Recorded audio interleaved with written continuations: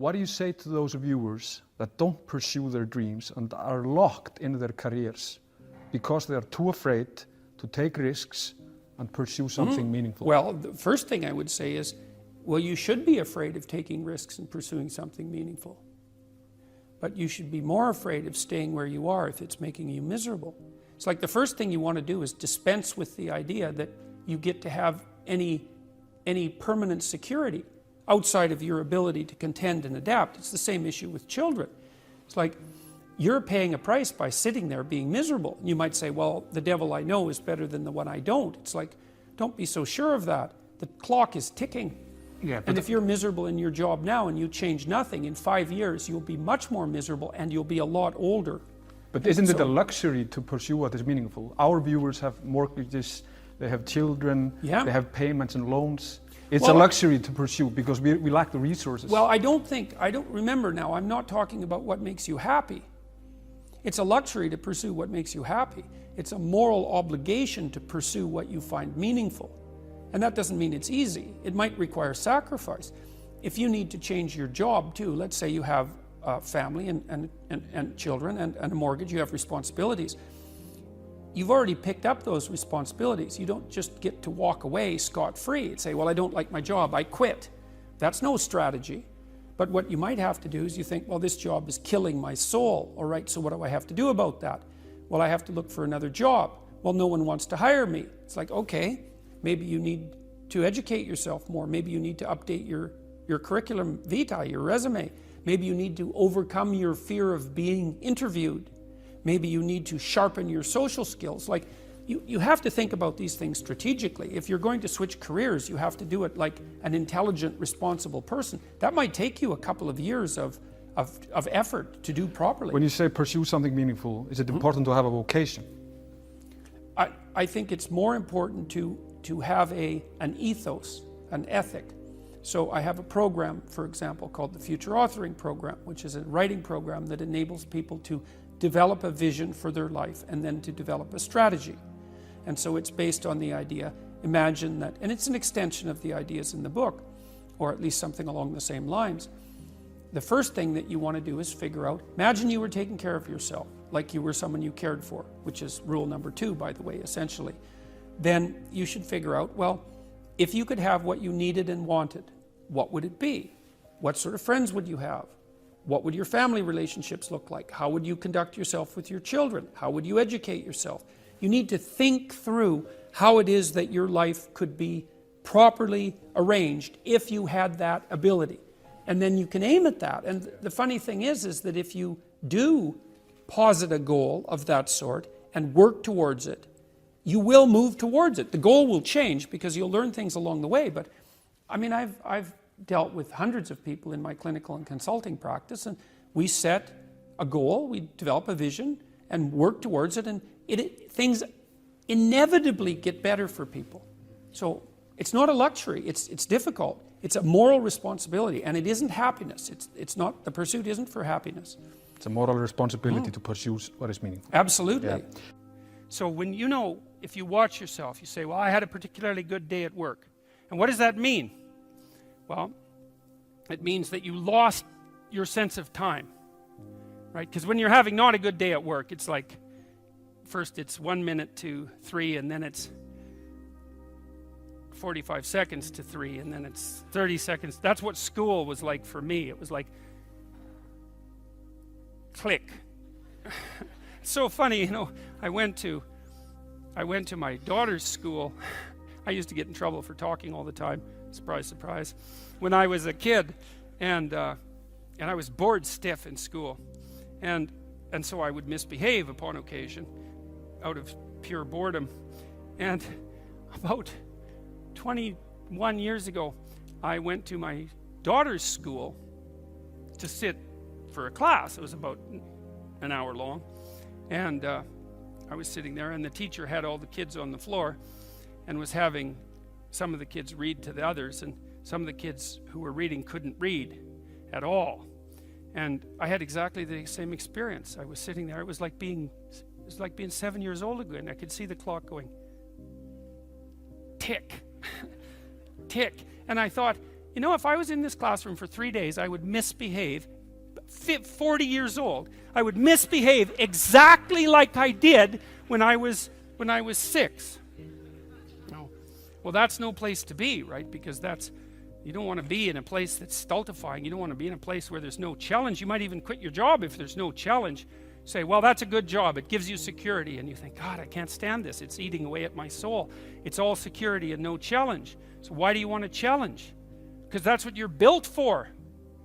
That's what you're built for. You're built to take on a maximal load, right? Because that's what strengthens you, and you need to be strong because life is extraordinarily difficult, and because the evil king is always whittling away at the structure of the state, and you have to be awake and sharp to stop that from happening so that you don't become corrupt, and so that your family doesn't become corrupt, and so that your state doesn't have to become corrupt. You have to have your eyes open and your wits sharp and your words at the ready, and you have to be educated, and you have to know about your history, and you have to know how to think, and you have to know how to read, and you have to know how to speak, and you have to know how to aim, and you have to be willing to hoist the troubles of the world up on your shoulders. And what's so interesting about that, so remarkable, and this is something that's really manifested itself to me as I've been doing these public lectures. I've been talking about responsibility to people, which doesn't seem to happen very often anymore, and the audiences are dead quiet, and I lay out this idea that life is tragedy tainted by malevolence, and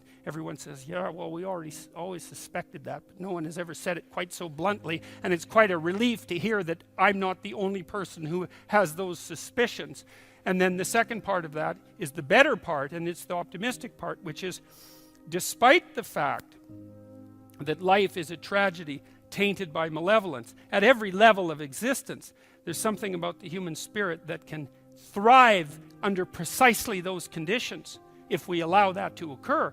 Because as difficult as life is, and as horrible as we are, our capacity to deal with that catastrophe and to transcend that malevolent spirit is more powerful than that reality itself. And that's the fundamental issue. I think that's the fundamental issue of the Judeo-Christian ethic, with its emphasis on the divinity of the individual. As catastrophic as life is, and as malevolent as people can be, and that's malevolent beyond belief, fundamentally. A person has in spirit the nobility to set that right and to defeat evil. And that more than that, and that the antidote to the catastrophe of life and the suffering of life and the tragedy of life that can drive you down and destroy you is to take on exactly that responsibility and to say, well, there's plenty of work to be done, and isn't that terrible? And there isn't anything so bad that we can't make it worse, and certainly try very hard to do so, but I have it within me to decide that I'm going to stand up against that. I'm going to strive to make the world a better place. I'm going to strive to constrain the malevolence that's in my own heart, and to set my family straight, and to work despite my tragic lot for the betterment of everything that's in front of me. And the consequence of that, the immediate consequence of that, is that when you make the decision to take on all of that voluntarily, which is to stand up straight, by the way, with your shoulders back, to take on all that on voluntarily, as soon as you make that decision, then all the catastrophe justifies itself in the nobility of your striving. And that's what it means to be an individual. Thank you.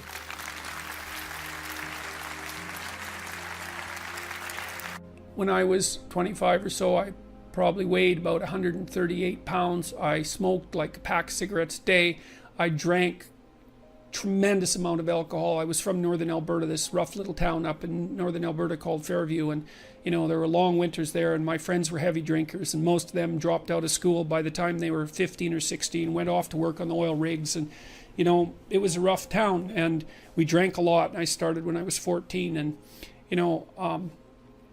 and so I had a lot of bad habits, let's say, and things that were, and I wasn't in great shape physically, and I was also still intellectually obsessed as I am now, and so that would have been in 85. But I decided around then, about 85, 84, something like that, maybe a little earlier, that I was really going to try to get my act together, and so I started doing that. I first of all, I I quit smoking. Well, that took a long time because I eventually had to quit drinking too in order to quit smoking. And I started working out, started playing sports, which I'd never done. I was a small kid. I'd been skipped a grade, and I was a small for my age. So sports were never, especially team sports, were never really a domain of expertise for me. Although I skied and went trapping with my dad, and went, cross-country skiing and camping and all that. So, but when I went to graduate school, I started swimming. The first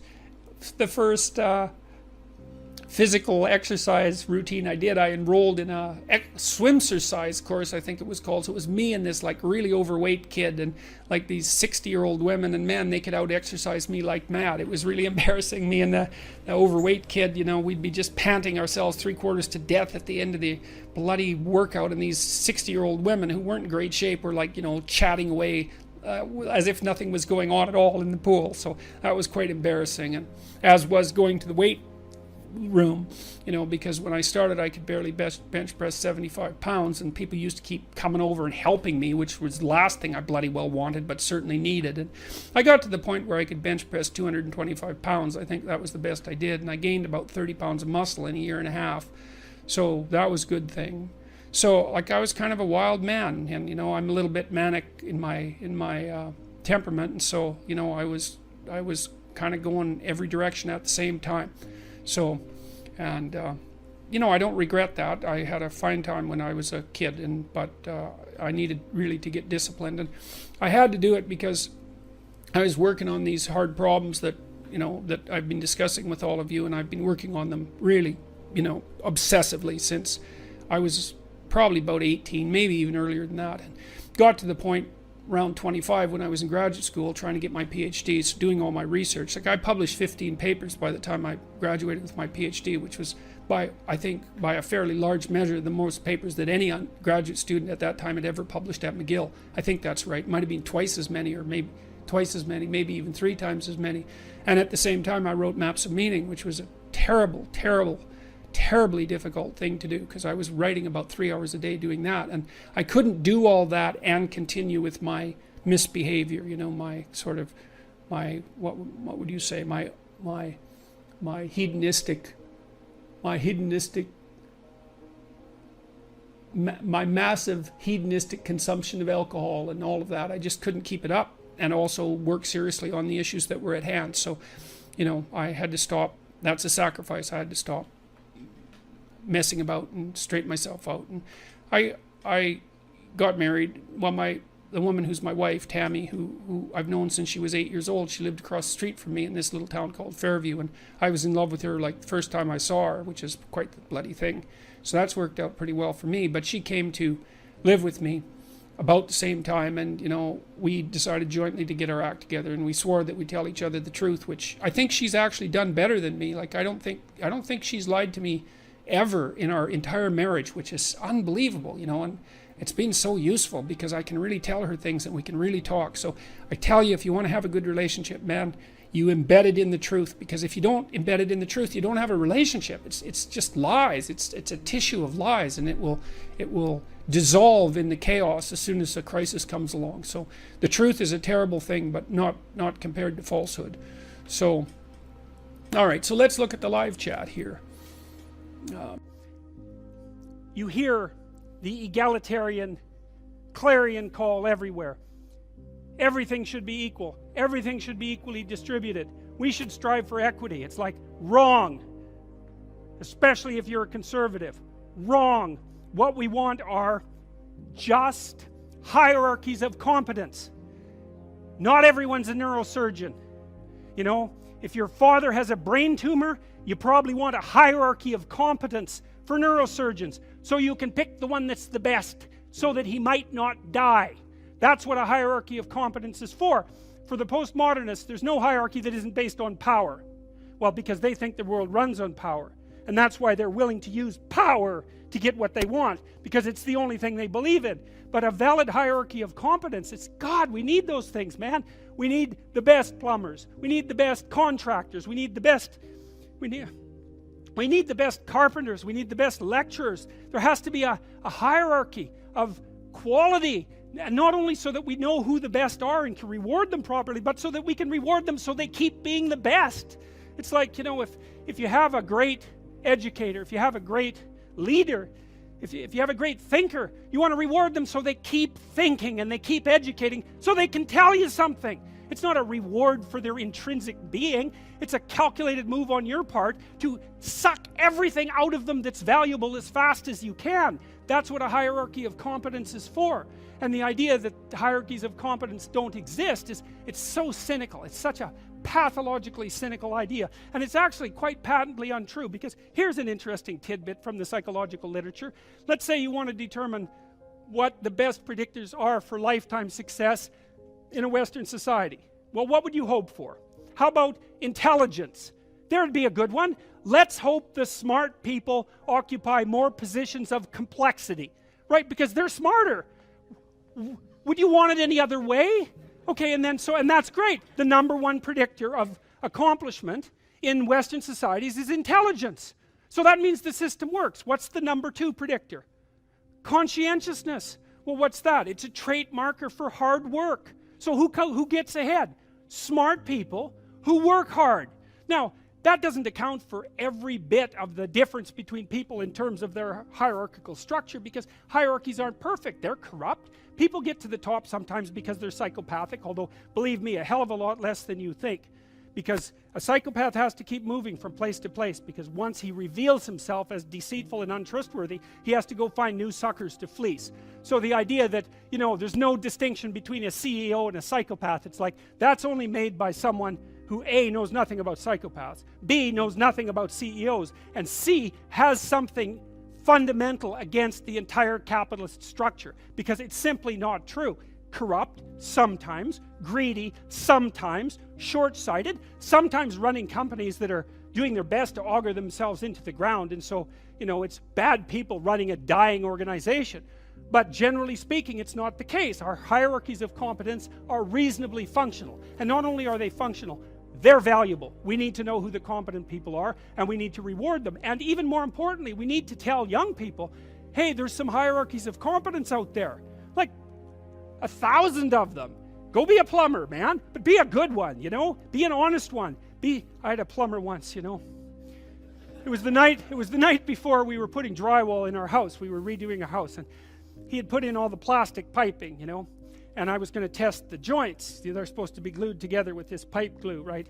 And I told him I had to test the joints, and he said, well, you don't have to test my joints, they never leak. And I thought, yeah, that's okay. How about if I test them? So I went up on the 3rd floor and filled the pipes with water, capping them in the basement like you're supposed to. And like half an hour later, I had 2 inches of water in the basement. There were 30 leaking joints. And that was the night before the drywallers were supposed to show up.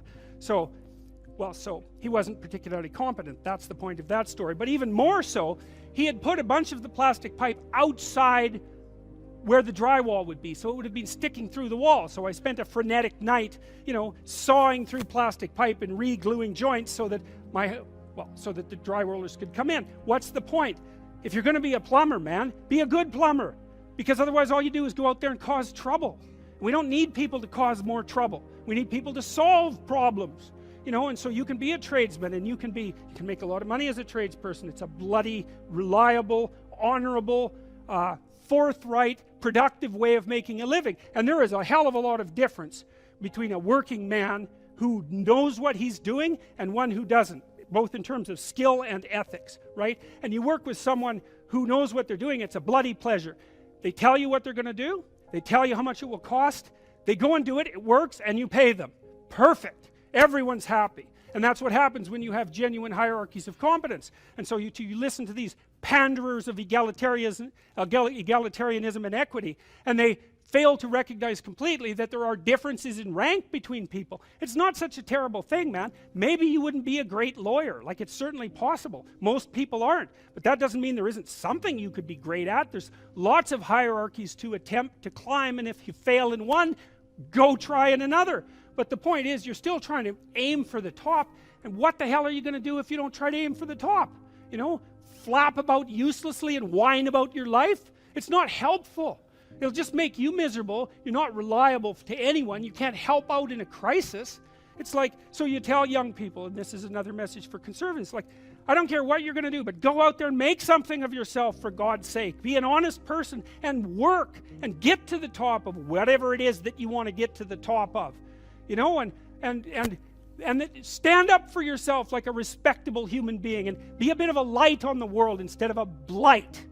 You know, and you can tell young people that, and they haven't been told that by anyone now. And so the young men are so hungry for that it's painful to watch. They're so relieved when someone finally comes up and says, hey, you know, you get your act together a bit, discipline yourself, see if you can learn to tell the truth, concentrate on something for a year or two, you could be a bloody world beater. They think, really? That's possible? Wow, that would be interesting. That might make life worth living. It's like, yeah, it might. So why don't you go do it? That's what the damn universities were supposed to be teaching people, and they've forgotten that. I went to Harvard a month and a half. I used to teach there, and I talked to a bunch of students, you know, and I told them, it's not easy to get into Harvard, you know. Like, you're a valedictorian if you're at Harvard. And not only are you a valedictorian, you're way better than most people at least 2 other things, or you don't get in. And so, like, it's, I don't know what the acceptance rate is, like 5%, and believe me, not everybody applies, so it's a very selective school. And so why am I saying that? It's like, these are high quality kids. So I told them what I just told you. It's like, here you are at Harvard. It's like, get yourself educated, man. Read some books, learn to talk, learn to think. Make yourself into something. Get the hell out there and make the world that put you here happy that you were put there in that great institution. You know, and they came up to me afterwards and said, God, I wish someone would have told us that when we were in our first year. It's like, Jesus, why didn't someone tell them that? For God's sake, it's supposed to be the greatest university in the world. Is it so difficult to figure that out?